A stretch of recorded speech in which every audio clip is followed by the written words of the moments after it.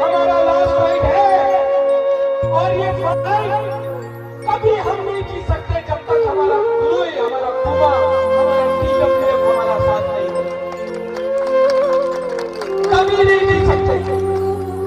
इसके लिए मैं आपका हाथ जोड़ के, आपका राजा आपका हाथ जोड़ के आपको बोल रहा है, अपना वोट को मत बेचो, अपना अधिकार को मत बेचो, अपना बच्चा का भविष्य को मत बेचो, अपना देश को मत बेचो।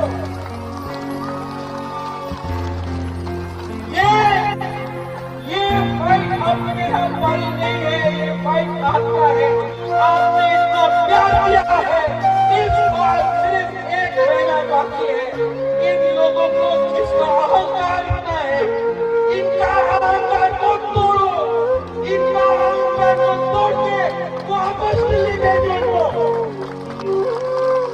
ये हमारा राज्य है, ये हमारा अधिकार है। And there will be no compromise on Greater Pitra land. No compromise on Greater Pitra land. हमको हमारा constitutional solution चाहिए, हाँ कि नहीं? आवाज क्या होगा? बोलो, हाँ कि नहीं? इंडिया, इसको ये हमारा नहीं होगा।